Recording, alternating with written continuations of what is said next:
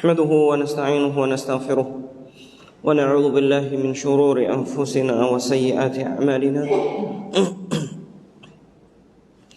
من يهده الله فلا مضل له ومن يضلله فلن تجد له وليا مرشدا أشهد أن لا إله إلا الله وحده لا شريك له وأشهد أن محمدا عبده ونبيه ورسوله لا نبي ولا رسول بعده اللهم صل وسلم وبارك وزد على حبيبك ونبيك محمد وعلى آله وصحبه ومن تبعه بإحسان إلى يوم القيامة. Akhwati fillah syadakumullah.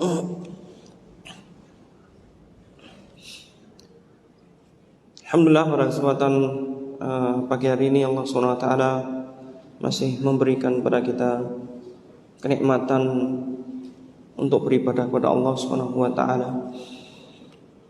Dan ini adalah nikmat yang begitu besar karena kita bisa mengawali aktivitas kita dengan ibadah. Nikmat diberikan oleh Allah SWT berupa nikmat hidup. Kita gunakan dengan sebaik-baiknya untuk beribadah kepadanya, mencari bekal menuju akhirat kita. Dan semoga Allah memberikan keistiqomahan dalam hidayah kepadanya atau hidayah menuju jalan yang diridhoi. Salawat dan salam kita aturkan kepada junjungan kita Nabi Muhammad sallallahu alaihi wasallam, serta keluarga dan para sahabatnya, para tabi'in dan tabi'ut tabi'in dan orang-orang yang mengikuti mereka sampai akhir zaman nanti. Sahabat sekalian dirahmati Allah Subhanahu wa taala, sebelumnya saya mohon maaf saya agak pilek ini dan agak batuk jadinya. Tapi ada yang takut enggak? Enggak kan?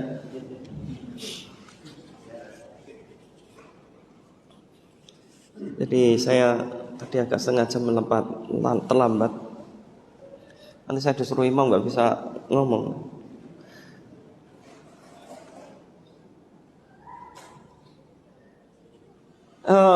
Jamaah sekalian Allah Subhanahu wa taala, pembahasan kita masih pada pembahasan tabarruk atau meminta keberkahan. Meminta keberkahan kepada Allah Subhanahu wa taala dari sesuatu yang ada. Ya, baik itu dari seseorang atau dari apapun. Yang itu ada dua macam, kita sudah sampaikan. Ada yang mamnu, ada yang masyru'. Mamnu ada yang dilarang jika itu ada unsur kesyirikannya. Saya boleh request enggak? Dingin ya.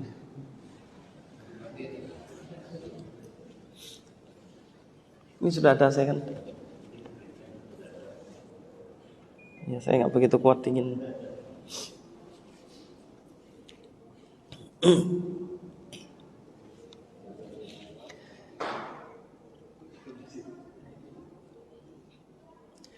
Kemudian yang masyru' kita sudah sampaikan beberapa hal kemarin.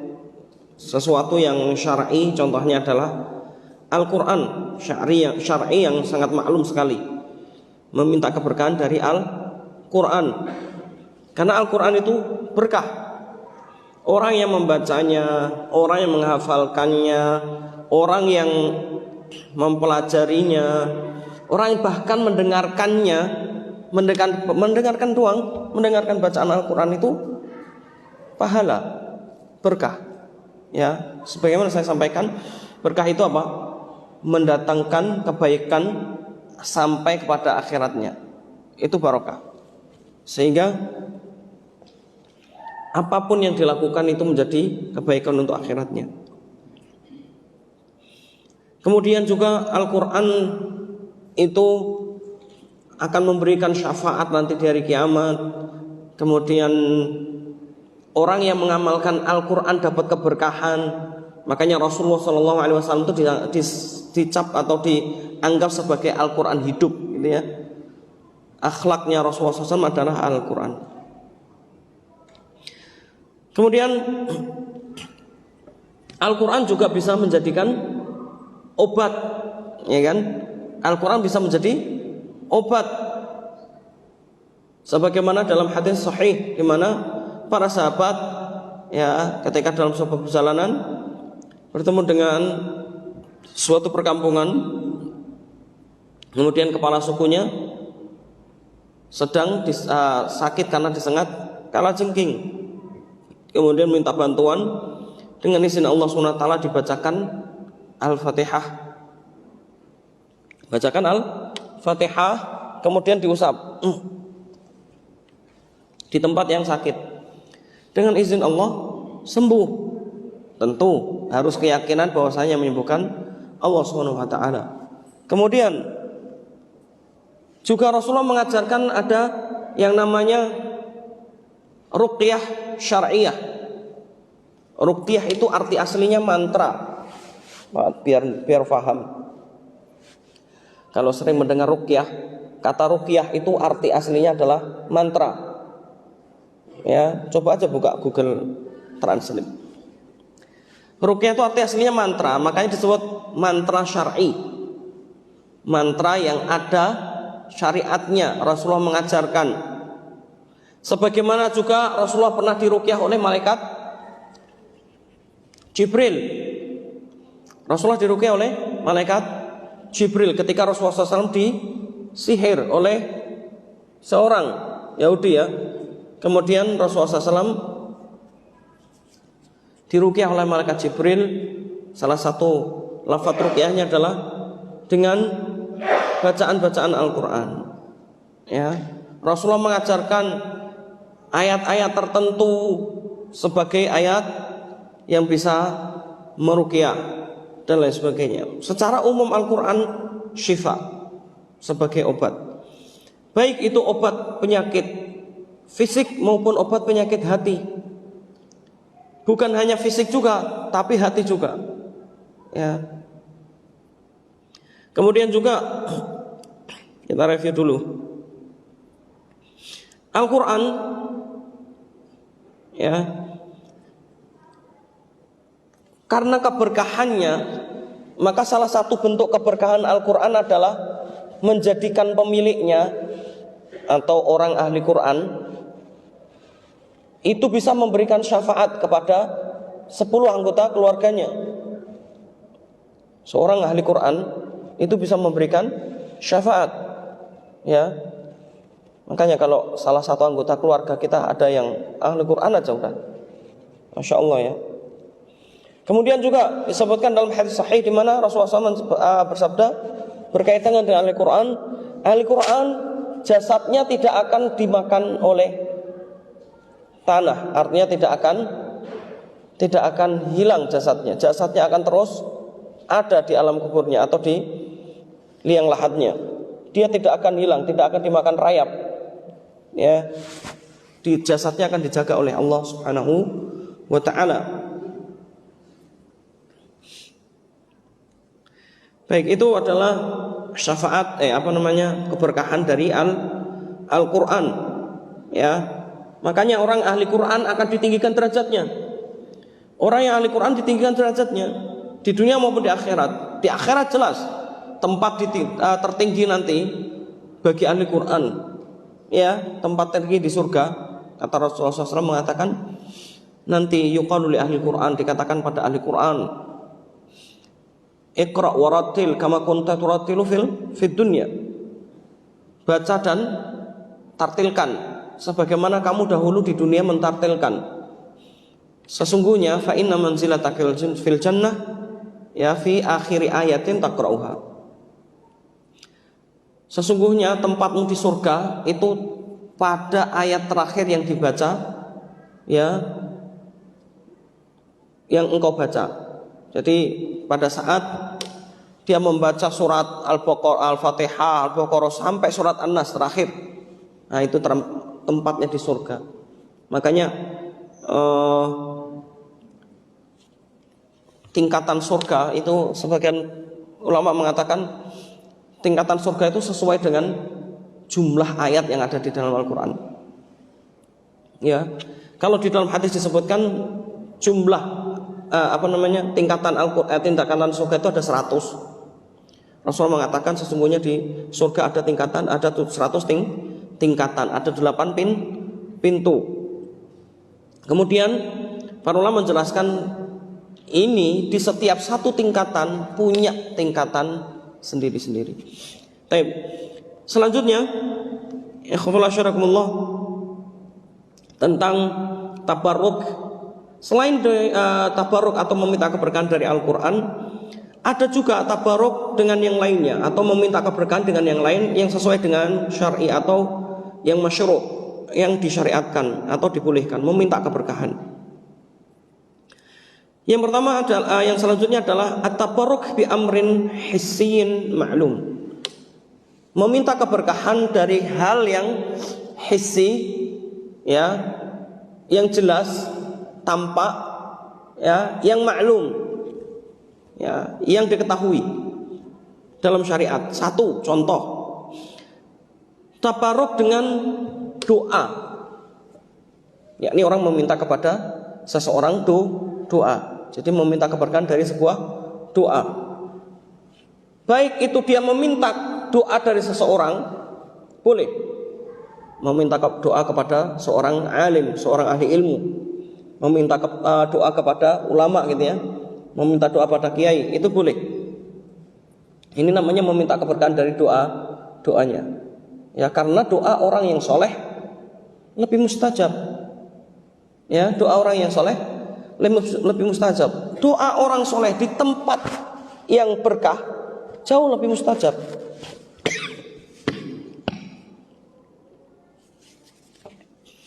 Doa orang soleh di tempat mustajab. Contohnya apa? Di dua kota suci, yakni apa? Makkah dan Madinah. Apalagi di Masjidil Haram. Ya, wallahu a'lam bih. Ini contohnya adalah tabarruk dengan doa, meminta doa seseorang ataupun dari doa itu sendiri. Meminta dari seseorang doa ataupun doa, lafaz doa itu sendiri. Karena apa? Kita boleh nggak meminta kepada Allah, berdoa dengan doa apapun? Boleh, selama itu tidak meminta kemaksiatan. Kita pakai lafaz dengan lafaz kita, pakai bahasa Indonesia. Ya Allah, selamatkan aku dari ini dan lain sebagainya. Boleh nggak? Boleh. Boleh. Tetapi ada lafaz-lafaz doa tertentu yang Rasulullah SAW sampaikan, ini mempunyai keistimewaan tersendiri. Contoh, lafaz doa yang dilafadzkan oleh Nabi Adam alaihissalam. Doanya gimana? Masyhur ya. Rabbana zalamna anfusana. Terus wa illam taghfir lana wa tarhamna lanakunanna minal khasirin. Rasulullah SAW bersabda terkait dengan doa ini. Nanti kita bisa buka ya rujukannya. Salah satunya disebut oleh Ibnu Qayyim al-Jauziyah rahimahullah dalam kitabnya Min Mukhtasar, di dalam kitabnya Ad-Dawa ada. Kemudian Ighatsatul Lahfan min Masaidis Syaitan juga beliau menyampaikan ini. Ya. Karena di banyak hadis, salah satunya ada hadis Bukhari. Riwayat Bukhari. Ya, ini apa? Disebutkan Rasulullah SAW bersabda, barang siapa yang berdoa dengan doa ini, maka Allah akan selesaikan urusannya.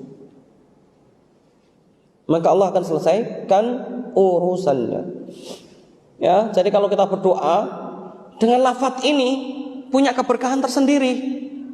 Ya, punya keberkahan tersendiri. Ya. Contoh lain, ya, adalah doanya lafaz doa yang dilafadzkan oleh Zunnun atau siapa? Ada yang tahu Zunnun atau Zannun? Nabi Yunus alaihi salam. Doanya gimana? La ilaha illa anta subhanak inni kuntu minadh dhalimin. Rasulullah SAW bersabda, barang siapa yang berdoa dengan doanya Zannun ini, ya, maka apapun yang ia minta pasti akan diistijabah. Ya, paham ya? Ini doa, keberkahan dari doa. Kemudian selanjutnya meminta keberkahan dari ilmu. Meminta keberkahan dari ilmu, karena dengan ilmu pasti akan mendatangkan keberkahan. Ingat, saya ulangi lagi, definisi keberkahan itu sesuatu yang bisa membawa kebaikan yang terus-menerus sampai akhiratnya. Jadi, atau sebagian ulama mendefinisikan, jika sesuatu itu bisa membawa kepada kebaikan akhiratnya, itu adalah berkah. Jadi kalau kita punya rumah, rumahnya berkah jika rumahnya mendatangkan kebaikan untuk akhiratnya. Anaknya barokah, anaknya mendatangkan kebaikan untuk akhiratnya. Istrinya barokah. Ya, ini juga sama. Makanya kalau Bapak tahu ya, doa kita kepada orang yang baru nikah, ya, doanya gimana? Yang diajarkan Rasulullah SAW, barakallahu laka. Ini sudah pernah saya bahas ya. Masih ingat nggak? Atau lupa? Atau saya lupa bahasnya di mana? Tentang doa ini. Doanya gimana? Barakallahu laka wa baraka alaika. Minta apa ini? Keberkahan dari siapa? Dari Allah SWT, ya, terhadap apa? Istrinya. Kalau kita ngomong laka, ngerti nggak? Jadi kalau kita bilang barakallahu laka, semoga Allah memberikan keberkahan kepadamu, untukmu. Apa bedanya dengan alaika? Allah menjelaskan, barakallahu laka, semoga Allah memberikan keberkahan kepadamu, untukmu, yakni dari kebaikan istrimu. Paham ya? Jadi semoga Allah memberikan keberkahan kepadamu dari kebaikan istrimu. Namanya istri ada baiknya, betul enggak? Ya ada baiknya pasti. Nggak mungkin orang itu nggak ada baiknya sama sekali, itu nggak ada. Pasti ada kebaikan. Ya, makanya kalau ada orang yang terlalu berawas, ini namanya kufur dan nikmat Allah SWT. Kebaikan dari istrinya, ya, jadi berkah. Ya, istri yang cantik semakin berkah, semakin mendekatkan dia kepada Allah SWT. Ya, istri yang baik, yang menservis suaminya, semakin mendatangkan keberkahan. Ya, ini. Kemudian wa baraka alaika, dan semoga Allah memberikan keberkahan padamu atasmu, yakni dari keburukan istrinya. Maksudnya apa? Yang namanya manusia ada kekurangannya, yakni dari kekurangan istrinya. Oh, ternyata istrinya cerewetnya bukan main gitu ya. Artinya doa ini Masya Allah Pak, doa yang sangat hebat sekali. Semoga Allah menjadikannya keberkahan. Dengan cerewetnya istrinya tambah berkah malah. Karena ingatlah, keberkahan itu tidak selalu sesuatu yang di mata manusia enak.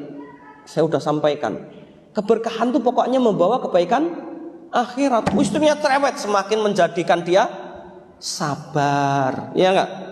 Sabar semakin pahala enggak? Pahala. Coba kalau istrinya baik terus pahalanya sedikit, ya enggak? Gampang gitu ya. Udah pahalanya, makanya apa namanya, peluang pahalanya kecil juga. Mohon maaf, Bapak yang dirahmati Allah SWT, coba sekelas Rasulullah SAW aja diuji dengan istrinya. Bukan istrinya nggak baik, enggak. Manusia. Ya istrinya perempuan sebagaimana sifat perempuan yang lainnya. Jadi sehebat apapun perempuan, enggak akan keluar dari yang namanya sifat perempuannya. Ya. Apa sifatnya? Ya suka memata-matai suaminya, ya gitu. Ya kemana dicurigai itu biasa. Ya. Kemudian ya si perempuan itu tabiatnya cerewet, tabiatnya, meskipun ada yang pendiam. Kalau istri saya itu pendiam, tapi malah membahayakan kalau pendiam. Ya. Kalau ngamuk diem, bingung kita salah apa, gitu kan? Malah kalau cerewet kan jelas, salahannya langsung disebutkan. Jadi tinggal memperbaiki. Nah, orang-orang itu berbeda-beda. Nah, ini semuanya kejelekan, keburukan, kekurangan dari istrinya semoga menjadi berkah. Dengan itu semakin sabar. Andai kata itu mudah, pahalanya sedikit. Kalaupun punya pahala, iya enggak? Jadi semakin berkah. Iya. Rasulullah SAW tuh dimata-matain sekelas Rasulullah. Mohon maaf nih. Suatu ketika pernah dengar hadis ini ya? Rasulullah SAW itu pergi. Hari itu adalah harinya Aisyah. Hari itu ada harinya Aisyah. Paham ya kalau saya sampaikan ini? Rasulullah itu punya istri lebih dari satu. Jadi Rasulullah itu membagi hari-hari tertentu itu untuk istri-istrinya. Hari ini untuk istrinya fulan, hari ini untuk fulan. Jadi sudah jelas. Ya, makanya kan ada Saudah itu memberikan harinya untuk Aisyah. Makanya Aisyah punya hari lebih banyak daripada istri yang lainnya. Karena tanazul, memberikan haknya itu boleh. Mereka karena Saudah sudah merasa sudah tua juga, dinikahi Rasulullah SAW di umur yang sudah tua. Ya, janda tua. Ini istri ke? Halo, ada yang bisa? Istri ke berapa? Saudah. Ada yang tahu? Nggak tahu. Katanya ngefans sama Rasulullah. Ya, ternyata antum bohong. Saudah ini istri kedua. Sepeninggal Khadijah radhiyallahu anha, itu Rasulullah tidak nikah sampai kemudian menikahi Saudah. Saudah itu siapa antum tahu? Mohon maaf nih, saya bukan menghina istri Rasulullah SAW, ibunda kaum muslimin enggak. Saudah ini sudah tua. Saudah sudah tua, dinikahi Rasulullah SAW sudah tua. Satu. Nanti terus jadi dalil nikah yang kedua harus yang tua gitu. Enggak, ini bukan dalil itu. Ya. Rasulullah SAW menikahi Saudah di umur yang sudah tua. Saudah itu dari golongan Habasyah atau Habsyi. Mohon maaf, orang-orang Habasyah tahu ya? Afrika. Ya, ini Rasulullah SAW. Ini bukti bahwasanya Rasulullah SAW tidak mengedepankan hawa nafsunya. Paham ya? Rasulullah SAW itu menikahi wanita atas dasar apa? Wahyu. Wahyu. Kalau bukan karena wahyu tidak. Buktinya apa? Satu, nikahnya kepada Saudah yang setelah meninggal Khadijah. Satu. Yang kedua, ini malah bahas Rasulullah, nggak apa-apa ya? Faham enggak? Ketika suatu hari ada seorang wanita datang di majelisnya Rasulullah SAW. Masih ingat enggak? Kemudian wanita ini berkata, ya Rasulullah SAW, inni wahabtu nafsi ilaik. Boleh ya ini khususan bagi Rasulullah SAW. Seorang itu, syukuran, saya sampai makan. Terima kasih. Hangat ya. Ini. Saya izin minum dulu ya.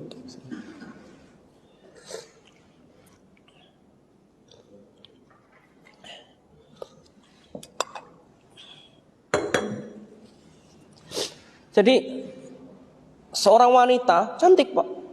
Cantik. Ya. Normalnya orang kalau lihat orang cantik ya seneng.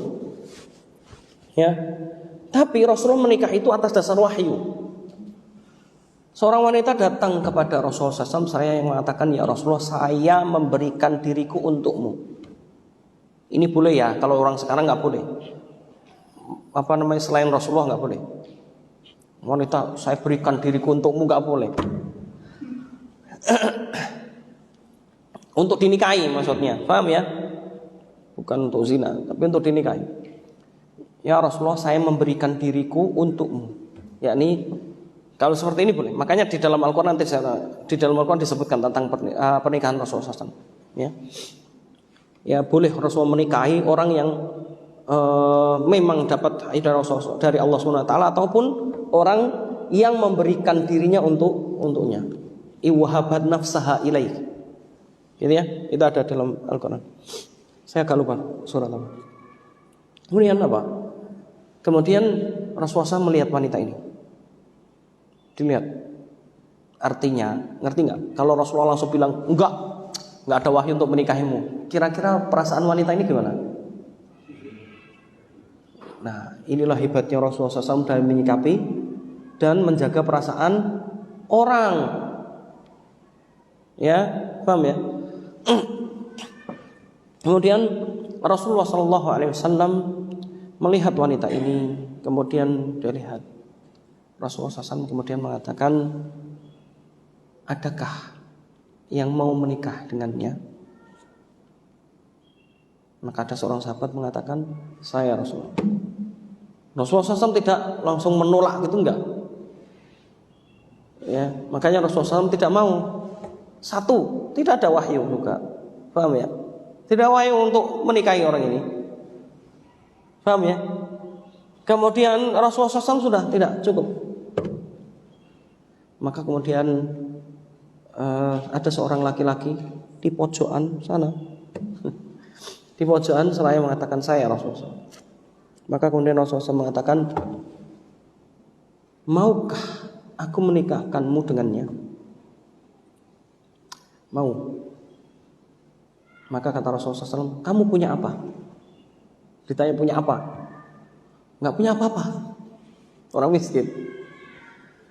Ya, karena dia, kalau engkau nggak mau ya Rasulullah, saya juga mau, saya mau gitu ya, menikah dengannya. Tapi kemudian apa? Dicari sampai nggak dapat. Tahu ya kisah ini? Nanti buka dalam fikih pernikahan itu ada tentang pembahasan mahar. Itu sering dibahas oleh. Kemudian dia mengatakan, nggak apa-apa mahar, meskipun maharnya cuman cincin dari besi, enggak punya juga, orang miskin. Maka kemudian Rasul menikahkannya dengan ayat Al-Quran. Kamu hafal ayat Al-Quran apa? Ya kan? Apa yang kau punya dari Al-Quran? Maka Rasulullah menikahkan dengan mahar ayat Al-Quran. Di sini ada beberapa, boleh maharnya ayat Al-Quran. Saya maharnya adalah bacaan Al-Quran serta mengajarkan kepadaku tafsirnya. Boleh wanita mengatakan begini. Mahar dengan itu boleh. Ya. Atau saya maharnya, mungkin calon suaminya ini bacaannya bagus, suaranya bagus ya. Saya maharnya pengen dibacakan Al-Quran surat apa gitu. Boleh. Ya, ini ya, ya. Ini Rasulullah Sallallahu Alaihi Wasallam. Sehingga salah satu yang mendatangkan keberkahan adalah ilmu. Ya, kembali pada pembahasan, yang mendatangkan keberkahan adalah ilmu. Maka ilmu pasti akan mendatangkan kebaikan untuk akhiratnya. Barang siapa yang menginginkan kebaikan dunia dan akhirat, maka dia harus menuntut ilmu. Ya. Dalilnya apa? May yuridillahu bihi khairan yufaqihu fiddin. Barang siapa yang diinginkan oleh Allah SWT menjadi baik, para ulama menjelaskan menjadi baik itu adalah menjadi penghuni surga. Ya. Maka kalau pengen menjadi baik, ya, maka Allah pasti akan fahamkan dia dengan ilmu agama tentunya. Yakni pahamkan agamanya. Yufaqihu fiddin, Allah akan memahamkan agamanya. Ini satu. Lihatlah bagaimana jika Allah SWT itu menginginkan seorang ini menjadi bertakwa dengan ilmu. Ya, bekalnya ilmu. Dalil yang lain jelas, ayat Al-Quran sangat. Ini saya harusnya ayat Al-Quran dulu tadi, afwan.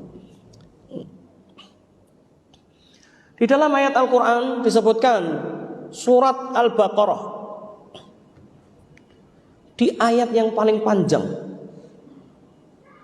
di akhir itu disebutkan wattaqullaha wa yu'allimukumullah, dan bertakwalah kalian kepada Allah, niscaya Allah akan mengajarkan kepadamu. Al-Hasan Al-Basri rahimahullah, beliau mengatakan bertakwalah kalian kepada Allah SWT, yakni apa?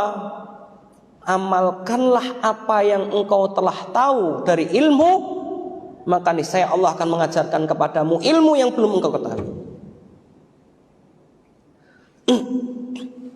Dan beliau mengatakan, dan ini dalil bahwasanya seorang yang bertakwa semakin difahamkan oleh Allah SWT ilmu. Jadi kalau semakin kita tuh tahu, oh dulu nggak tahu, jadi semakin tahu, oh ini nggak boleh, oh ini boleh, oh ini dan lain sebagainya. Semakin tahu syariat, maka ini dalil Allah menginginkan kebaikan bagi kita. Ya, maka kalau pengen cepat-cepat dapat ilmu terus, ya rajin menuntut ilmu, maka Allah akan bukakan pintu surga. Makanya Rasulullah SAW mengatakan apa? Majelis ilmu itu sebagai apa? Taman surga. Taman surga. Dan ini adalah satu amalan yang menjadi favorit bagi para ulama. Ya, jelas favorit bagi ulama. Imam Syafi'i aja mengatakan apa? Duduknya aku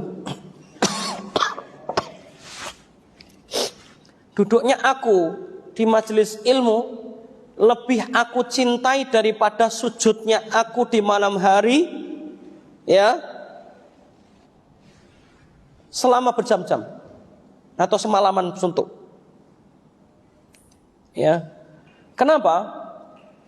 Karena orang yang punya ilmu, orang yang tahu ilmu, ibadahnya akan semakin berkualitas. Ibadahnya akan semakin baik. Contoh Pak, contoh. Kenapa Rasulullah mengatakan keutamaan orang yang ahli ilmu dibandingkan ahli ibadah? Itu jauh sekali keutamaannya. Ya, kenapa? Sekarang perhatikan coba dalam masalah sholat aja. Kalau orang sholat, orang yang ahli ibadah rajin sholat, tapi dia bukan ahli ilmu, dibacakan Al-Fatihah, Al-Fatihah aja nggak usah. Dia nggak begitu paham artinya. Alhamdulillahi Rabbil Alamin. Dia nggak tahu nih artinya apa. Kalaupun dia tahu artinya standar. Segala puji bagi Allah, Rabb semesta alam. Gitu doang. Lihat, kalau seorang ahli ilmu dia tahu literatur ini. Ayat ini, kalau orang tahu dan mendalami isinya, demi Allah, hanya bacaan ini saja orang bisa nangis. Kenapa? Lihat, perhatikan.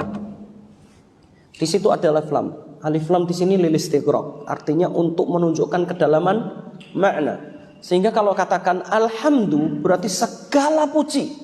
Maka tidak ada yang layak untuk dipuji kecuali Allah. Semakin menambah apa? Kerendahan hatinya. Kalau dia masih merasa pengen dipuji orang lain, kemudian dia bangga dengan dia yang apa yang dia miliki, ini namanya belum mengatakan atau belum ada di dalam hatinya alhamdulillahirabbil alamin. Syuf ya. Ini baru satu. Ya. Dari kata alhamdulillah. Ya. Kemudian ya, orang yang ahli ilmu dia akan bisa meresapi itu. Dia tahu artinya. Dia paham maknanya. Ya, sehingga apa? Bacaan Al-Quran akan masuk ke dalam hatinya. Itu kalau orang yang tahu ilmu. Kalau orang yang tahu ilmu, bacaan Al-Quran tidak masuk ke dalam hatinya. Ya, ini ya kok. Jadi kalau bacaan Al-Quran ini baru saja bacaan Al-Quran, belum. Nah, dari segi kualitas memahami bacaan. Yang kedua, belum dari segi kualitas dalam ia beribadah. Orang ahli ilmu dia takbir, dia tahu ilmunya. Takbir ini dalilnya apa tahu, maka semakin berkualitas. Kalau orang nggak tahu, yang penting saya ngikuti pokoknya begini. Ditanya dalilnya nggak tahu. Beda kualitasnya dengan orang yang tahu jalan. Gampang Pak. Kalau saya tanya, Bapak tahu jalan ke apa namanya? Seumpama ke Bandung paling gampang. Oh tahu. Apal dia jalannya. Dengan orang yang pakai Google Map, akhirnya nyasar-nyasar gitu ya. Atau bahkan orang yang seandainya zaman belum ada Google Map, ya itu nanya setengah mati itu. Ya saya masih ingat di Bintaro dulu. Padahal Bintaro daerah nggak jauh dari Rempoa itu. Mau ke Pondok Aren, weket. Itu kalau naik motor itu nggak ada 15 menit sebenarnya. Komplek apa gitu kan. Karena nggak tahu jalan, nyari-nyari, nanya-nanya, itu tahu nggak? Saya berangkat habis Isya, itu sampai jam 12 baru ketemu. Beneran ini, saya baru ketemu. Ya Allah, saya nyari. Begitu sudah tahu jalannya, ternyata deket. Ya nggak tahu jalannya, nanya-nanya, muter-muter, wah masya Allah. Itu beda orang yang tahu jalan dengan orang yang tahu jalan. Ini contoh Pak, saya contohkan. Ketika saya dulu masih zaman muda masih suka naik daki gunung, ya itu ada orang yang sok tahu gitu ya. Saya tahu, padahal baru sekali dia naik gunung. Oke, jalan tersesat. Ente sih sok tahu, saya bilang gitu. Nggak tahu jalannya beda. Terjadi dua kubu. Yang kubu satu udah pengalaman, udah sampai puncak. Ya, kita pagi-pagi belum sampai puncak. Akhirnya panas-panasan naik sampai puncak. Kan naiknya biasanya malam. Itu masya Allah itu. Ya, orang kalau tahu ilmu beda Pak. Tahu jalannya Pak, tahu. Orang kalau tahu ilmu, dia tahu nih kenapa sholat begini, kenapa. Akhirnya lebih berkualitas. Dan tentunya dia akan lebih merenungkan. Dia akan lebih bisa meresapi, mentadaburi isinya. Wong kita dibacakan surat Al-Fatihah nggak paham. Oke, paham surat Al-Fatihah. Begitu dibacakan tadi surat apa? Al-Qalam. Jangan-jangan ada yang nggak tahu nama suratnya. Pokoknya surat Nun. Ya enggak? Orang ada loh yang nggak paham surat Al-Ikhlas. Surat apa? Ada. Surat Al-Ikhlas surat apa? Nggak tahu, bingung. Karena biasanya nama surat itu diambil dari salah satu lafaz yang ada di dalamnya. Ini ada surat, nggak ada tulisan Al-Ikhlas, nggak ada. Lafaz Al-Ikhlas nggak ada. Jadi orang bingung. Mohon maaf nih Pak, kalau nggak tahu ilmu, hanya ngikut aja. Beda kualitasnya. Ini keberkahan ilmu Pak. Makanya orang yang rajin menuntut ilmu dipuji oleh Allah Subhanahu wa taala. Orang yang menuntut ilmu rajin dipuji oleh Allah Subhanahu wa taala. Apa pujiannya? Baik itu laki-laki maupun perempuan. Dalam Al-Qur'an Allah Subhanahu wa taala mengatakan berkaitan surat At-Tahrim berkaitan dengan istri-istri Rasulullah SAW. Asa rabbuhu gimana? Asa rabbuhu in talaqakunna ayyabdilahu azwajan khairan minkunna muslimatin mu'minatin qanitatin taibatin abidatin saihatin thayyibatin wa abkara. Lihat, ada 8 sifat. Salah satu sifatnya ada saihat. Apa? Saihat. Apa artinya saihat? Ulama khilaf di kalangan para ulama. Ada yang mengatakan saihat itu adalah orang yang rajin beribadah kepada Allah SWT. Namun ini dibantah oleh banyak ulama. Kenapa? Karena ada qanitat. Qanitat itu artinya orang rajin beribadah. Coba nanti cari. Ada yang namain anaknya qanita. Qanitat itu artinya adalah orang yang rajin beribadah kepada Allah SWT, atau orang yang khusyuk dalam ibadah kepada Allah SWT. Itu adalah qanitat. Ya. Saihat, sebagian ulama mengatakan artinya adalah orang-orang yang senantiasa berjalan, arti aslinya. Namun maknanya adalah orang-orang yang senantiasa rajin berjalan menuju majelis ilmu. Paham ya? Nah, baik laki-laki maupun perempuan dalam Al-Quran disebutkan. Ya, ini menunjukkan bahwasanya ilmu mempunyai peran yang sangat penting. Belum lagi Allah SWT berfirman, yarfa'illahu alladhina amanu, ya, yarfa'illahu alladhina amanu minkum walladhina utul ilma darajat. Allah meninggikan, ya, Allah meninggikan atau mengangkat. Mengangkat siapa? orang-orang yang alladzina amanu, beriman, ya, dan beramal soleh, serta orang-orang yang menuntut ilmu, orang-orang yang ahli ilmu, beberapa derajat. Artinya Allah tinggikan derajat orang yang ahli ilmu. Baik. Ini contohnya ilmu. Selanjutnya adalah, maka seorang kalau meminta keberkahan dari ilmu boleh, ya, boleh. Dari ilmunya yang ia miliki ataupun ilmu dari orang lain, boleh semuanya. Contohnya apa? Al-Imam Syafi'i rahimahullah itu sangat menghormati guru-gurunya karena ilmu yang mereka miliki, ya, sehingga ia mendapatkan keberkahan darinya, ya. Kemudian Al-Imam Ahmad rahimahullah juga sama. Ya, saya contohkan orang-orang yang terkenal aja, ya. Dan banyak sekali orang-orang yang mendapatkan keberkahan ilmu dan diangkat derajatnya. Ambil contoh, bapak-bapak tahu Al-Hasan Al-Basri yang saya sebutkan tadi. Siapa Al-Hasan Al-Basri? Mantan budak, Pak. Oke, mantan budak. Dulunya beliau adalah budak di masa sahabat. Beliau kan tabi'in, semasa dengan sahabat, tapi tidak bertemu dengan Rasulullah SAW. Al-Hasan Al-Basri itu adalah seorang yang mantan budaknya orang-orang, ya, daerah Basrah. Ya, beliau bertemu dengan muridnya Ibnu Mas'ud. Muridnya Ibnu Mas'ud, sahabat Rasulullah SAW. Beliau ini mantan budak, tapi lihatlah, kemudian dimerdekakan. Beliau semasa budak itu rajin menuntut ilmu, sampai di masa sudah dimerdekakan. Makanya beliau menjadi ulama. Makanya nanti antum kalau buka, rata-rata, bukan semua ya, mantan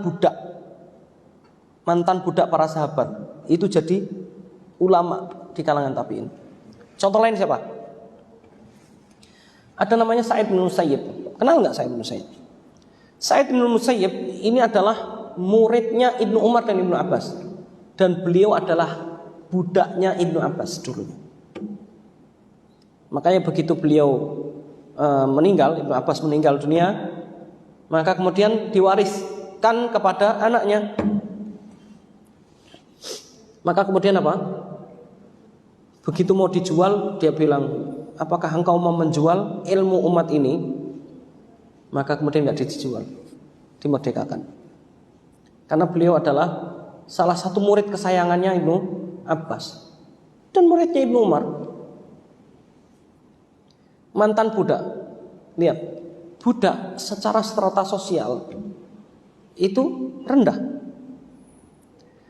Dalam syariat pun kalau budak bermaksiat, contohnya budak berzina, maka hukumannya setengah dari orang merdeka. Kalau orang merdeka karena belum nikah, maka dicambuk berapa kali? 100?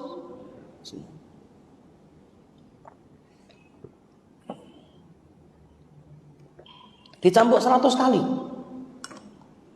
Kalau budak setengahnya berapa? 50 kali. Orang minum khamar berapa hukumannya? Dicambuk berapa kali? Ada yang tahu? Iya, berapa? 80 kali. Itu zaman Umar. Ya, aslinya berapa kali? Oh, enggak tahu. Aslinya orang yang minum khamar itu dalam syariat Rasulullah SAW itu dicambuk berapa kali? 40 kali. 40 kali cambuk. Tapi di zaman, nah makanya bagi seorang budak dicambuknya berapa? Setengahnya. Paham ya? Makanya di zaman Umar itu, ini kenapa kok 80 kali? Zaman Umar bin Khattab, zaman Rasulullah dan Abu Bakar ada minum khamar, dicambuk 40 kali sudah jera, nggak berani minum khamar lagi. Zaman Umar enggak. Ya maklum ya Pak ya. Datang generasi selanjutnya itu biasanya lebih kualitasnya lebih rendah. Ya, di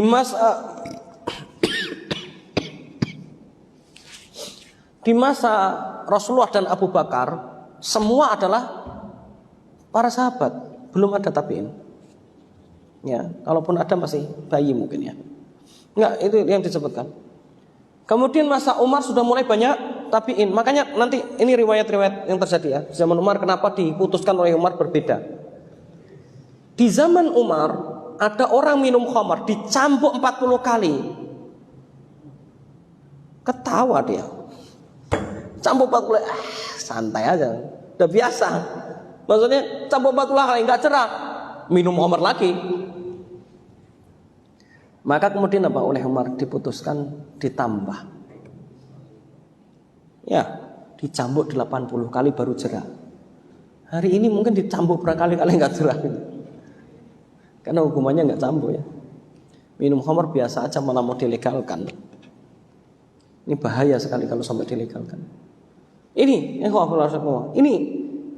ya, makanya kalau di zaman Umar itu beda. Zaman Rasulullah dan Abu Bakar dulu sholatnya panjang, 11 rakaat kalau sholat taraweh. Memang 11 rakaat tapi panjang. Ya. Sudah tahu kan ceritanya bagaimana saking panjangnya. Ya kan, Rasulullah itu selesai itu udah hampir sahur. Iya beneran. Selesai sholatnya itu hampir sahur. Mulainya tidak habis sisa ya. Mulainya tidak habis sisa persis. Ya, pulang dulu biasanya. Nah, ini Rasulullah SAW panjang sekali sholatnya.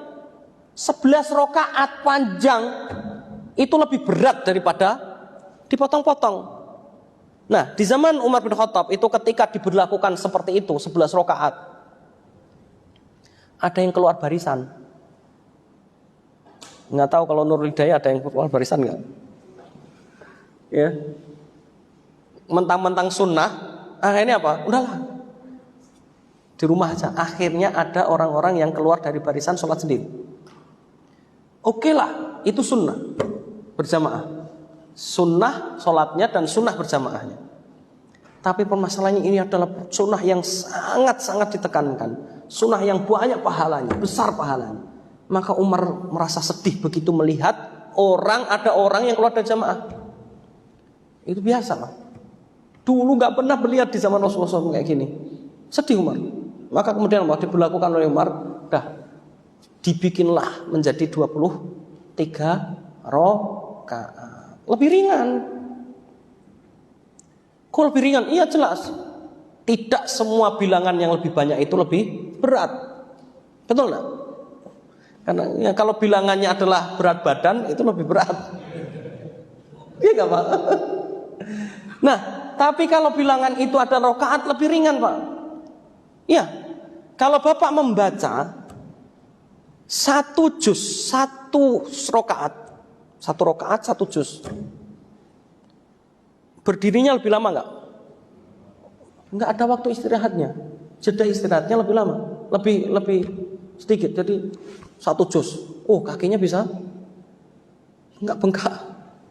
Ya, beda kalau seorang satu juz dijadikan 4 rakaat. Ya. Satu juz itu kalau di dalam Quran standar biasanya adalah 10 lembar. 10 lembar bagi 4. Lebih ringan. Coba kalau 10 lembar dibaca langsung. Itu yang punya mata juga kalau membaca Al-Quran biasa aja pedes. Kalau nggak biasa. Itu. Maka kemudian oleh Umar diberlakukan seperti itu. Ya, karena imannya juga berkurang.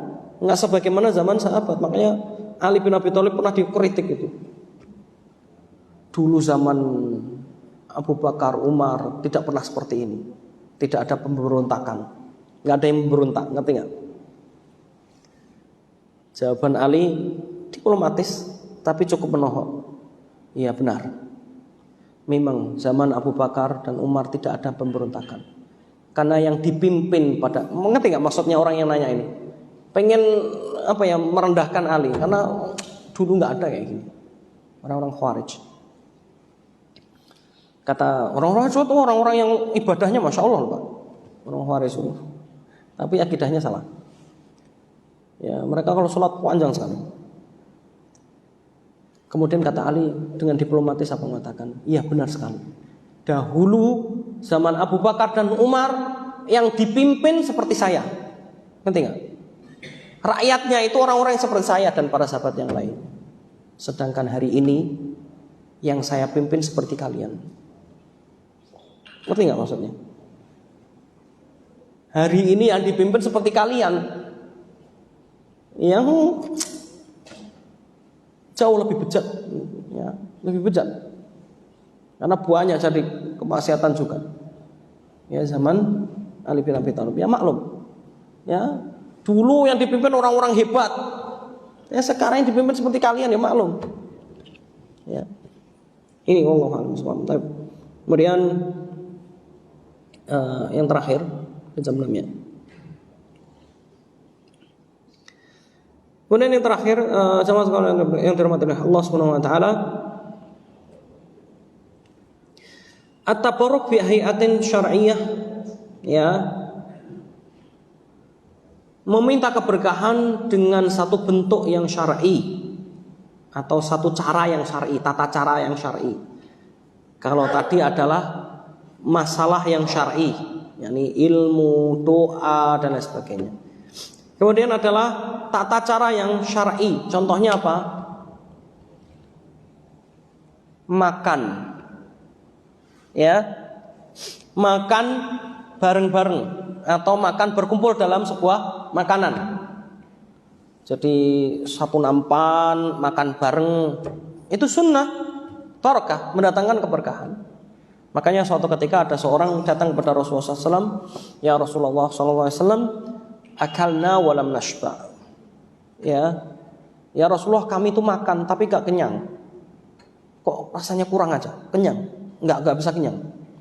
Rasulullah SAW mengatakan apa? Hallaka lam tajtami' fi ta'amik. Bisa jadi kamu atau mungkin kamu tidak berkumpul dalam makananmu. Kamu makan sendiri-sendiri. Maka kemudian apa? Hari berikutnya, ya, dia datang lagi kepada Rasulullah. Ya Rasulullah SAW, al-yaum nashba. Hari ini kami kenyang. Kenapa? Karena berkumpul dalam sebuah makanan. Benar loh Pak, ini nyata Pak. Demi Allah. Saya merasakan, kami dulu merasakan waktu kami masih kuliah. Karena namanya kuliah, ya, dengan biaya yang maksudnya biaya hidup berat, apalagi zaman di Jakarta dulu ya. Ya kadang-kadang saya tuh masih ingat betul. Ini saya contohkan bagaimana keberkahan itu datang. Kita iuran itu 1.000 rupiah bertujuh, itu untuk 1 pekan. Cukup nggak untuk makan? Nggak mungkin cukup Pak, secara dohirnya. Demi Allah, ini saya contohkan. Ini saya juga kaget. Setelah pikir-pikir, kalau sekarang nggak cukup ya kayak.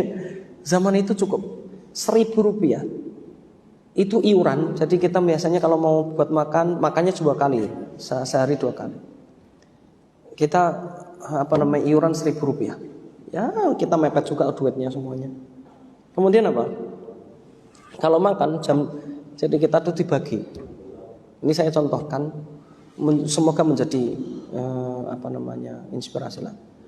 Pada saat itu kami itu biasa membagi jadwal masak. Bisa nggak bisa pokoknya ya harus bisa masak. Karena cuma masak nasi sama bikin sambal. Sama bikin apa? Telur. Kayaknya mewah ya? Enggak, telur 1 tapi tepungnya banyak. Jadi biar ngumpul. Itu wallahi demi Allah. Itu kita makannya enggak satu piring enggak. Taruh di nampan bertujuh Pak. Nampannya kecil lagi. Kalau yang enggak kuat panas, kalah pokoknya. Itu bertujuh dalam 1 nampan, kemudian makan. Itu kalau dihitung Pak, seandainya dibagi satu-satu, enggak bakal cukup, cuma sedikit. Beneran, masaknya sedikit-sedikit gitu. Ngirit. Yang penting bisa makan, pokoknya gitu. Tapi kita kenyang aja, enggak ada. Kenyang aja. Ya. Masih bisa memberlangsungkan hidup. Iya, saya merasakan itu seandainya dibagi satu-satu, itu enggak kenyang mungkin. Karena sedikit sekali. Beneran. Ya, masih ingat dulu. Ini tiap hari gitu aja makannya. Tiap pagi pokoknya gitu aja. Karena jam 6 itu sudah harus berangkat naik bis kuliah. Ya, masuknya jam 7. Ya, telat dari jam 6 sudah pasti telat. Kalau telat tutup pintu, nggak bisa kuliah. Ya. Ini benar, Masya Allah ya. Ternyata keberkahan itu muncul ketika makanan bersama. Makanya 1.000 rupiah bisa awet 1 pekan. 1.000 itu untuk makan 7 orang setiap harinya. Itu 2 kali loh makannya. Masya Allah ya. Hanya pagi sama malam. Kalau siang nggak ada makan. Kalau punya uang, lagi punya uang ya silahkan makan sendiri-sendiri. Pokoknya hanya yang dimasak pagi sama malam. Jadi pulang kuliah siangan sudah langsung siap-siap masak sorenya nanti buat makan malam. Begitu Pak. Ya, ini Masya Allah. Ternyata berkah Pak. Coba aja coba. Antum kalau makan bareng-bareng itu sedikit sudah kenyang. Kalau makan sendiri itu 1 piring. Kalau lagi lauknya enak nggak habis-habis. Nggak kenyang-kenyang itu. Masya Allah ya. Ini tabaruk dengan to'am. Ya, berkumpul dalam sebuah makanan. Ya, contoh lain masih masalah makanan. Al-aklu wasyarab. Ya, makan atau minum atau makanan itu berkah. Jika dihabiskan, minum tuh jangan disisakan Pak, mentang-mentang wah ini kebanyakan gitu ya. Kemudian tidak dihabiskan, saya sayang. Ini nggak berkah ya, orang. Karena apa? Tabdzir. Maka kalau sudah minum, habiskan. Kalau nggak mau nggak habiskan, mendingan jangan diminum atau bawa Pak. Ya, jangan disisa-sisakan untuk setan. Ya, karena mubadzir itu saudara setan, bukan lagi teman, saudara. Atau makan dari pinggir-pinggirnya dulu. Ini akan mendatangkan keberkahan. Jadi kalau makan jangan langsung yuk di tengah, jangan. Ya. Atau dengan makan dengan tangan, itu mendatangkan keberkahan. Ya. Ini sebagaimana yang disabdakan oleh Rasulullah SAW pernah mengatakan, nanti buka dalam kitab miliknya Imam Nawawi Riyadhus Shalihin ada masalah adab makan. Itu disebutkan bahwasanya makan melalui pinggir dulu. Ya, pinggir dulu, jangan langsung tengah gitu, mentang-mentang itu ada di tengah gitu. Nah, keberkahan itu muncul di akhir. Keberkahan muncul di akhir dan keberkahan itu berada di tengah kata Rasulullah SAW. Maka jangan didahulukan. Kemudian masih ada masalah makanan. Ya.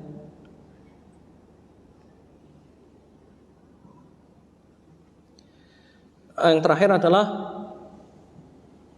laqul asabi atau sering disebut dengan menjilati jari. Kalau orang-orang sok modern akan mengatakan apa? Rakus atau bagaimana gitu ya. Kalau orang Jawa bilangnya apa? Geragas. Ada yang orang Jawa? Tahu? Ya, enggak, kalau saya biasakan. Anak-anak saya juga sama. Bahkan Masya Allah ya. Saya punya anak yang qadarullah Allah memberikan keistimewaan, tidak bisa dengar. Tapi karena lihat dia ngikutin. Itu mesti bersih kan. Benar-benar bersih, piringnya sampai piring-piringnya bersih. Saya nggak pernah lihat kalau dia makan tuh sampai ada nyisakan satu nasi gitu. Kecuali tulang-tulang ya, kalau makan apa yang ada tulangnya. Karena memang Rasulullah memerintahkan untuk tulang itu jangan dimakan. Ya, sunnahnya untuk diberikan karena itu tulang itu adalah makanan jin muslim. Ya, itu makanannya tulang. Makanya Rasulullah mengatakan jika engkau makan, ya sisakanlah tulangnya untuk saudaramu. Ya, saudara sama muslim, jin, makanannya tulang. Ya, jangan dimakan. Sekarang tulang dilunakkan, makan juga. Ragus. Tapi bukan berarti presto nggak boleh ya. Allah alam sebab. Tapi intinya adalah inilah Rasulullah SAW caranya makan. Ya, jangan malu, nggak usah malu. Buat apa? Loh, ini masih ada sisa makanan yang menunjukkan keberkahan. Hadisnya jelas. Ya, bisa jadi keberkahan itu datang di apa? Sisa-sisa di tangan ini. Ya, itu masya Allah. Dan ini penting sekali bagi kita untuk ketahui dari ilmu. Ya, kadang-kadang kita masya Allah saya kalau lihat di pesta pernikahan, pesta apa itu rasanya jengkel. Iya benar ini. Makanya kalau saya mau mengambil makanan saya lihat dulu. Kayaknya menarik, takutnya saya nggak doyan. Saya lihat dulu orang makan. Contohnya sesuatu yang ada di dalamnya sesuatu. Makanan kayak gitu saya mesti lihat dulu. Ya, isinya apa dulu? Oh saya nggak suka. Ya udah nggak usah ngambil. Daripada tiba-tiba ngambil nggak suka. Kayak anak kecil. Waliyadzubillah enggak. Ya, ini banyak tabdir. Pernikahan mewah-mewah, masya Allah. Ya, saya pernah menghadiri. Demi Allah, menghadiri pernikahan. Saya katakan bagi saya itu super mewah karena dia orang yang kaya raya, sultan. Kalau ada yang ngaku sultan takut habis duitnya, ini enggak. Dia enggak akan takut habis. 7 keturunan enggak. Nah beneran. Salah satu jamaah saya kenal orang Padang. Ada yang orang Padang. Biasa orang Padang biasanya terkenal dengan ini ya, ahli dalam berbisnis. Tapi gak semua. Dia punya 7 perusahaan. Ya, dia punya 7 perusahaan. Beneran 7 perusahaan, kaya raya. Yang datang itu pejabat-pejabat pada saat itu, udah lama sekali ini. Itu di Senayan, antum tahu. Pesta pernikahan anaknya tuh di Semarang, di Senayan. Yang nggak boleh orang itu pakai motor masuk. Ini beneran. Karena waktu itu saya pakai motor, bingung, nggak boleh parkir, nggak ada parkir motor Pak di sini. Loh, saya kemana nih? Parkirnya di depan Indomaret akhirnya saya. Takut juga kalau motornya hilang kan? Ya parkir di depan Indomaret di gedung seberangnya. Bukan gedung seberang gedung ini. Ya, di Indomaret parkir, saya rantai itu. Itu masya Allah beneran. Datang itu super mewah. Kenapa saya kata super mewah? Makanan Nusantara ada semua. Sampai bingung saya tuh. Iya benar luas dan itu masya Allah. Yang saya sayangkan pada saat itu saya jengkel sekali. Itu standing party, model Barat. Itu saya kritik langsung di depan orangnya langsung. Karena saya kenal akrab, saya berani kalau saya kenal akrab. Ya Allah, saya bingung nih mau makan di mana. Ketemu jamaah yang lain. Oh Pak Ustadz, loh, mau makan bingung saya Pak. Ya saya juga bingung. Udah mojok, akhirnya kita pojok berdua. Dodok gitu ya Pak. Itu masya Allah. Karena nggak ada tempat duduk. Tapi wallahi itu makanan berbagai macam. Yang saya sayangkan, ini sayang banget. Seandainya mereka atau dia mengundang fakir miskin. Ya, saya sebenarnya kalau pesta-pesta begitu tuh males saya datang. Karena nggak berkah. Kalau di situ ngundang fakir miskin, berkah itu. Hadis Rasulullah yang bilang ya. Kalau undang fakir miskin saya seneng. Kalau undang, males saya. Semewah-mewah apapun, saya sudah pernah merasakan makanan yang termewah, yang mahal juga saya pernah. Biasa aja rasanya juga. Tergantung lidah saya lidah orang desa jadi nggak cocok kayaknya. Iya benar, saya kadang-kadang makanan apa ini bingung ini. Ini beneran itu masya Allah saya bilang ini, Pak kalau kayak gini nggak berkah ini, ujungnya dosa banyak sekali saya bilang gitu. Nggak ada tempat duduk, gimana sih Pak semewah ini? Waduh saya juga menyesal. Bukan saya yang ngurus EO. Yang biasa kalau yang ngurus EO kayak gitu. Saya terima bersih pokoknya. Ya kan orang kaya kadang malas ngurus-ngurus gitu, udah terima bersih aja pakai EO udah selesai. Itu masya Allah. Yang makanan tercecer di mana-mana. Orang mungkin pengen nyobain kali ya makanan Nusantara berbagai macam kan. Enggak doyan mungkin terus taruh. Banyak sekali ya Allah. Makanya cari yang doyan aja lah. Gitu ya. Ini bahaya loh Pak. Jangan dikira itu sesuatu yang remeh cuman makanan. Tabdzir Pak. Tabdzir itu bukan lagi kamu neraka, saudara setan. Sekarang pertanyaannya, setan di mana? Udah, nggak usah tanya. Saudaranya. Allah yang bilang loh, bukan saya. Innal mubadzirina kanu ikhwana syayatin. Ya. Jangan mau mubadzir. Saya kalau dikasih air minum gini saya habiskan. Ya, makanya saya biasanya kalau dikasih gede, jangan gede-gede, kecil aja kalau saya lagi pengen. Ya. Iya, nanti kalau nggak habis takutnya. Nih ya. Maka makanan itu mendatangkan keberkahan, minuman akan mendatangkan keberkahan. Maka jadikanlah itu sebagai wasilah menuju kebaikan akhirat. Ini yang dapat saya sampaikan. Tidak ada pertanyaan ya? Oh silakan. Nah, begini Ustaz. Tadi saya yang saya sampaikan, Allah menghendaki kebaikan buat seorang hamba itu akan dimaksudkan dalam agamanya, dan tentu hamba tersebut dengan cara menuntut ilmu. Nah, ilmu ini kan ilmu agama ya, Allah, para Rasul, para sahabat itu yang dimaksud ilmu. Lalu ada lagi yang ilmu dicampur dengan ilmu filsafat.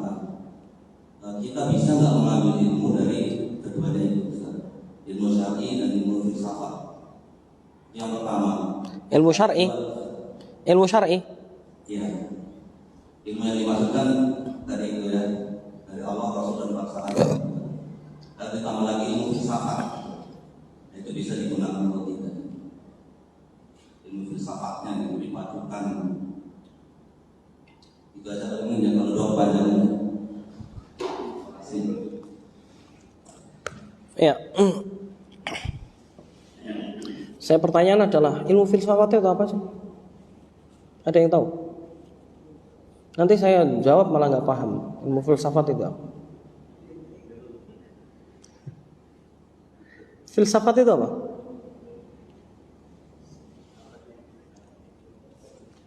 Falsafah.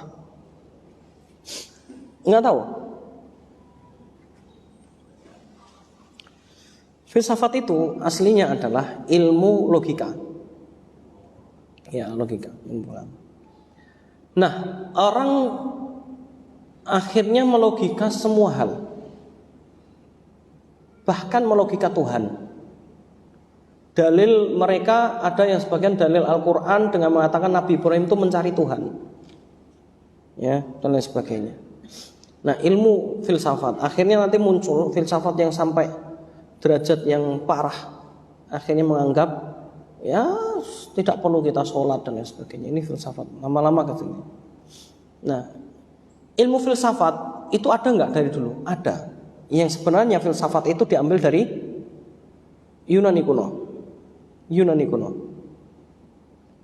Ada manfaatnya nggak? Saya katakan ya ada manfaatnya. Manfaat dari segi apa? Dari segi dalam ilmu tatanan yang lainnya. Perlu diketahui sama sekalian Allah SWT, dahulu munculnya ilmu nahwu. Saya ulangi, munculnya ilmu nahwu dan ilmu-ilmu perangkat yang lainnya, ya termasuk usul fikih, itu terinspirasi dari filsafat. Tapi tidak semua kemudian dilogika, ngerti nggak? Ini logika, ilmu logika. Ya, maka saya kalau mengatakan apakah filsafat itu murni nggak boleh? Ya tergantung filsafat apa. Faham nggak, Pak? Kalau dalam agama ini tidak perlu dilogika filsafat. Kemudian antum logika, kenapa kita sholat? Di logika, ya nggak bisa. Allah di logika. Allah itu di dalam Al-Quran disebutkan, Allah sendiri yang menyebutkan loh ini. Al-Quran itu kalamullah, berarti yang Allah yang menyebutkan siapa? Allah menyebutkan Allah istawa alal arsh. berada di atas arsy. Kemudian orang bilang, berarti nggak mungkin kalau berada di atas arsy berarti sama dengan makhluknya. Logika kan? Padahal kalau kita balikkan lagi, apakah setiap yang penamaan sama itu harus sama secara sifat? Tidak. Saya bilang manusia punya tangan, ya, kera juga punya tangan. Paham ya? Kera juga punya tangan. Sekarang pertanyaannya, apakah sama tangan manusia dengan tangan kera? Ini antar sesama makhluk saja berbeda. Lalu bagaimana Allah? Jelas Allah sesuai dengan kemahabesaran Allah SWT. Nggak perlu kita bayangkan, nggak perlu kita tanya-tanyakan seperti apa. Allah Maha tahu terhadap dirinya. Ya, kita nggak akan tahu. Kalau dikatakan Allah punya wajah dalam Al-Quran, oh nggak mungkin, Allah nggak buat. Kalau Allah punya wajah berarti sama dengan makhluknya. Loh. Sedangkan kenikmatan di surga, Ibnu Abbas sendiri mengatakan, sebagaimana diriwayatkan dari Rasulullah SAW, bahwasanya apa? Kenikmatan paling tinggi di surga adalah melihat wajah Allah. Terus gimana? Allah nggak punya wajah? Sebenarnya dengan ini sudah terbantahkan. Tergantung hatinya bersih atau enggak. Kalau hatinya bersih, dialog mencari kebenaran, bukan mencari pembenaran. Paham ya? Ini penting, bahaya akidah. Ya banyak masalahnya. Loh, apakah dulu dulu pun sudah ada ulama-ulama yang dalam segi akidah kurang benar atau melenceng? Iya. Ya, tapi tidak semua. Banyak ulama iya. Ya, ulama yang mengatakan seperti ini sama seperti yang saya sampaikan tadi. Ya, ini apa? Allah nggak punya wajah. Allah tidak berada di atas arsy. Terus Allah berada di mana? Nggak tahu. Ada yang mengatakan Allah ada di mana-mana. Ini pemahaman-pemahaman yang semakin lama semakin membingungkan. Padahal jelas Allah mengatakan innallaha istawa 'alal 'arsy. Ya, Allah berada di atas arsy. Sudah selesai. Arsy-nya seperti apa? Nggak tahu. Kalau sudah seperti apa itu nggak tahu kita. Hanya Allah yang tahu. Udah selesai. Cukup seperti itu aja yang dikasih tahu oleh Allah SWT. Nggak perlu kita bayangkan, nggak perlu kita menanya-nanyakan atau menggambar-gambarkan, nggak perlu. Dan dosa malahan. Selesai udah. Paham ya? Jadi filsafat apa dulu? Ya, filsafat dari ilmu logika nggak apa-apa. Ya, karena nggak mungkin enggak. Ya, adanya ilmu nahwu itu karena itu salah satunya. Ya, jadi kenapa dia mansub? Karena ada ini. Ya, ini kan logika. Ya, tapi dalam agama tidak. Ya, dalam agama tidak. Wallahu a'lam bishawab. Bisa dipahami ya? Jadi harus bedakan dan bisa memetakan. Ya, harus bisa memetakan. Tapi urusan Allah SWT, kemudian zatnya Allah SWT, tidak perlu kita membayangkan. Sudah fahami apa yang difahami oleh Allah SWT dan Rasulnya yang disebutkan. Dulu para sahabat bertanya enggak? Allah berada di atas arsy. Seperti apa sih berada di atas arsy? Pernah enggak bertanya? Inilah yang didalilkan Imam Malik ketika ada orang bertanya kepada Imam Malik seraya mengatakan, ya Syekh, dia bilang, kaifastawallahu al-arsy. Bagaimana Allah berada di atas arsy itu gimana? Istawanya Allah di atas arsy itu gimana sih? Imam Malik kaget, ya Allah, baru kali ini ada orang nanya kayak gini. Maka kata Imam Malik, al-istiwa'u ma'lum. Kata istawa di dalam bahasa Arab orang paham. Artinya itu orang paham, orang Arab akan paham kata istawa apa. Wal kaifu majhul. Bagaimananya, tata caranya, maksudnya hay'ahnya, hay'ah itu apa ya? Bentuk istawanya bagaimana? Majhul, gak ada yang tahu. Kecuali Allah SWT. Wal kaifu majhul. Was-su'alu anhu bid'ah. Nanya tentang bagaimananya itu bid'ah. Kamu mengada-ada baru sekarang. Para sahabat itu paling paham terhadap Al-Quran, Pak, setelah Rasulullah SAW. Karena beliau, para sahabat mereka itu adalah orang-orang yang diajari langsung sama Rasulullah, tapi tidak pernah nanya gitu. Yang penting beriman Allah harus selesai. Mau gimana? Oh, kalau gitu sama dengan makhluk, ngapain begitu-gituin? Udah selesai udah. Nggak usah berarti nggak mungkin. Sudah, Allah istawa 'arsy, selesai. Kalau Allah mengatakan yatullahi, tangan Allah berada di tangan-tangan mereka, sudah pahami dengan itu aja. Allah punya tangan itu sebagaimana disebutkan Allah sendiri. Bagaimana dan udah, nggak usah ke sana, udah pokoknya tangan dah. Udah selesai. Kalau kita melogika, malah kita sendiri terjerumus pada sesuatu yang di luar dari kemampuan kita. Nggak mungkin kita melogika Allah. Ya, sudah percaya aja, pokoknya percaya sebagaimana Al-Quran begitu ngomongnya, selesai. Kan enak malah diperdebatkan dengan wow berarti menyamakan makhluknya dan lain sebagainya. Enggak, kita nggak nyamakan. Laisa kamitslihi syai'un wa huwas samiul basir, selesai. Tidak ada yang menyamainya sedikit pun, suatu apapun tidak ada yang menyamainya. Dan Allah SWT adalah yang maha mendengar lagi maha melihat. Sudah. Ada orang yang mengatakan Allah nggak punya wajah, Allah nggak punya dan lain sebagainya. Ini kan logika, berarti melogika Allah, sama aja melogika Allah. Ya, sepintar apapun kamu kalau sudah melogika Allah, Anda bodoh.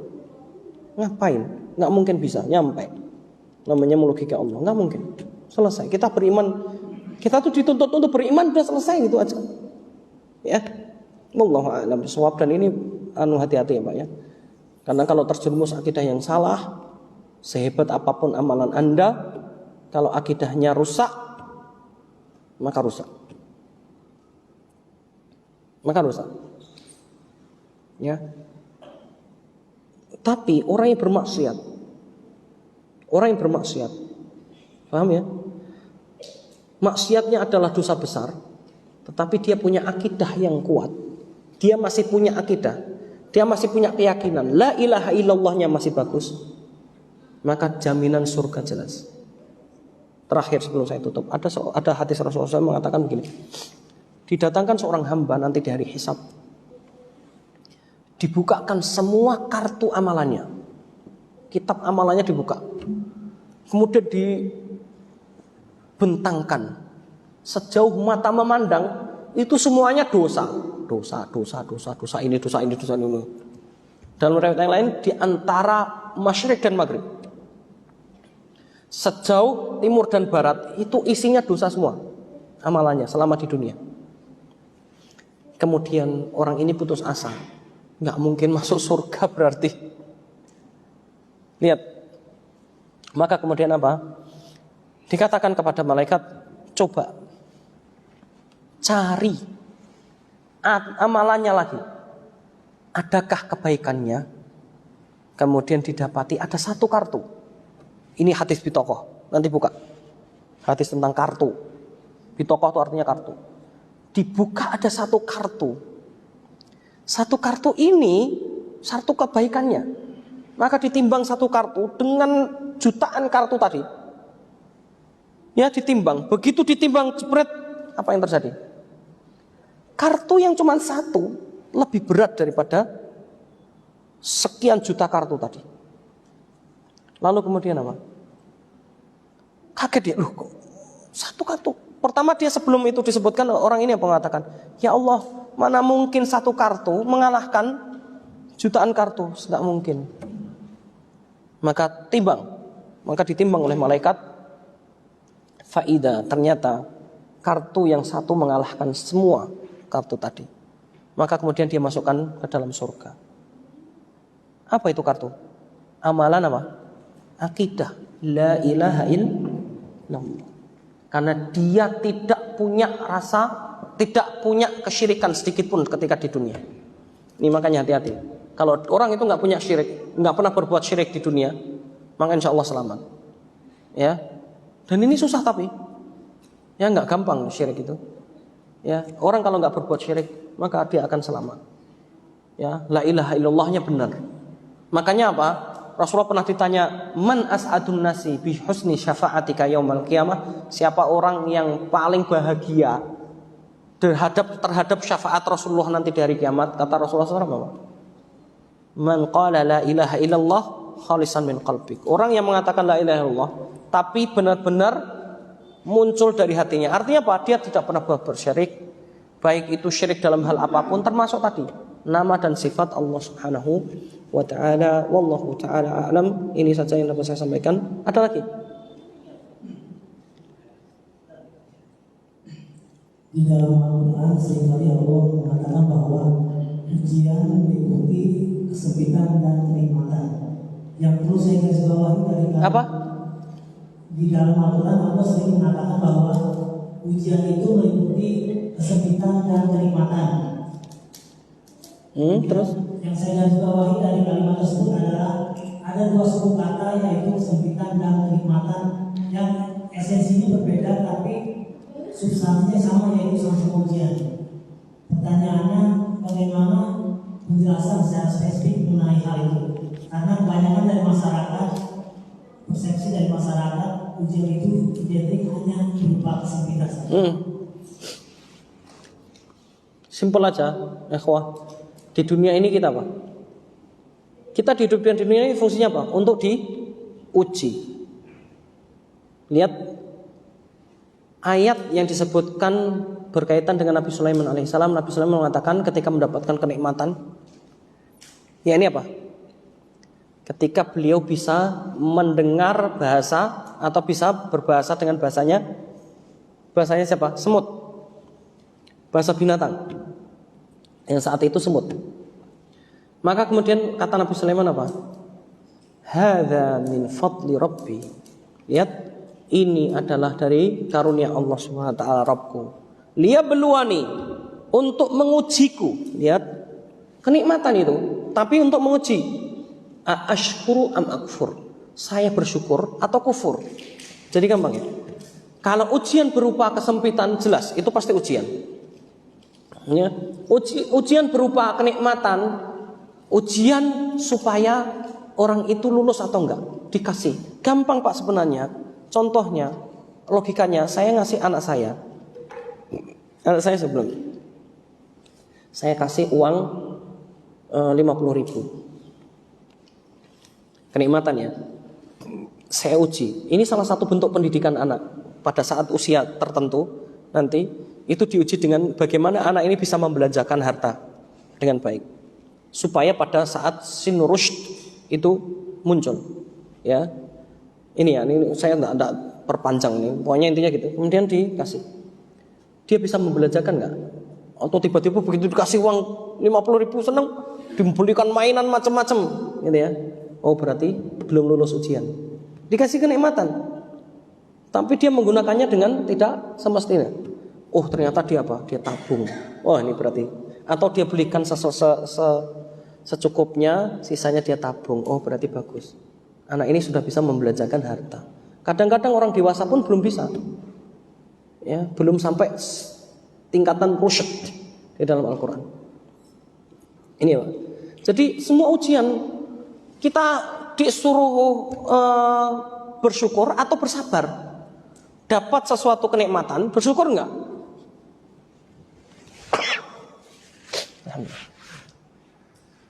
Dapat ujian yang berupa kesempitan, bersabar enggak? Cuman itu aja. Berarti ujian itu semua meliputi baik itu kenikmatan maupun apa? Kesusahan atau kesempitan. Banyak orang yang lulus diuji dengan kesempitan, Pak. Tapi sedikit orang yang lulus diuji dengan kenikmatan. Berapa banyak orang yang mendapatkan kenikmatan tapi bakhil terhadap nikmat yang Allah berikan. Tidak mau bersyukur. Ya enggak? Banyak orang yang dapat kesehatan, lupa akhirnya. Sholat pun malas. Ya enggak? Dapat kenikmatan duit banyak, akhirnya apa? Foya-foya, malah bukan untuk ibadah. Iya enggak? Enggak lulus. Berarti ujian.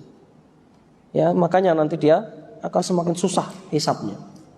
Wallahu a'lam bishawab. Intinya adalah semua yang Allah berikan, baik itu yang mengenakkan maupun yang tidak mengenakkan bagi manusia, itu semuanya adalah ujian.